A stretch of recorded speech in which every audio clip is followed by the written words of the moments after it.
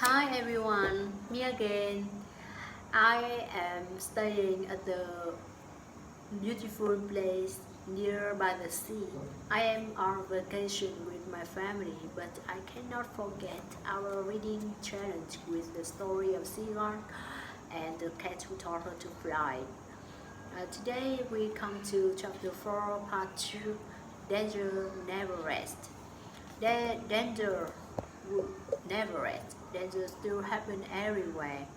And in this chapter 4, our cats have time to discuss the about finding a safe place for the trick to avoid dangers from human, derelict cat and stuffed bird like eagle, blackbirds, and falcon. Uh, while they were deep into discussion, they found a rat intentionally eating the tree.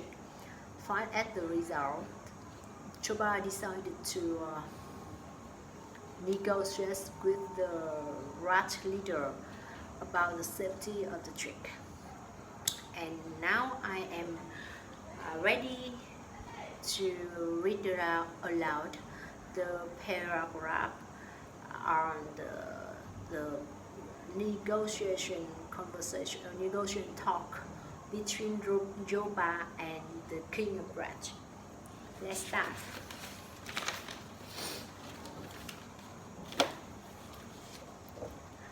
Uh, he moved through the shadows until he reached a section of the sewer that was dimly lighted by a faint ray of daylight. Choba guessed he must be under the trees, and that the light he saw was shifting through a manhole cover. The place smelled terrible, but it was roomy enough to allow Choba to stand on all fours. A channel of stinking water cut through the center of the room.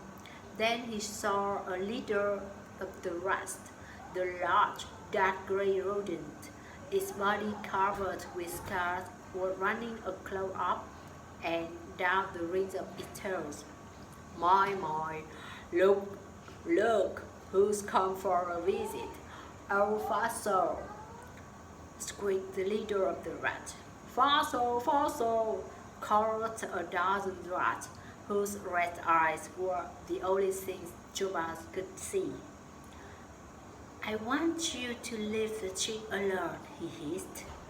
So you cats have a little chick? I knew it. We hear all the dirt down here in this sewer. They say it's a tarty little thing, very tarty. He, squeaked the rat leader. Very tasty, he, chorused the others. That chick is under the protection of the cat, Chuba said, not intimidated. So you can eat it when it's grown without inviting us? Praise the shellfish of you, wicker Liska, the rat accused. Shellfish, repeated the other rat. As you well know, I have liquidated more rats than I have hairs on my body. If anything happens to the chick, your hours are numbered. Chuba's tone was serene. Listen, you butterborn, have you thought about how you are going to get out of here? We can make Miss Cat out of you, the rat threatened. Miss Cat, the other rats repeated. Suddenly, Chuba ran toward the rat leader. He came down on his back, holding his head down with his claws. You are this close to losing your eyes. Maybe your grand can make mean cats of me, but you will never see again. Now, will you leave the chick alone? What shocking manner you have. All right, the rat accepted. No Miss Cat, no chick, Everything is negotiable in this store. Then we will negotiate. What do you want in return for respecting the tree's life? Juba asked. Free access to the patio, the corner of the earth, our route to the market to be cut off. We want free access to patio, the rat agreed.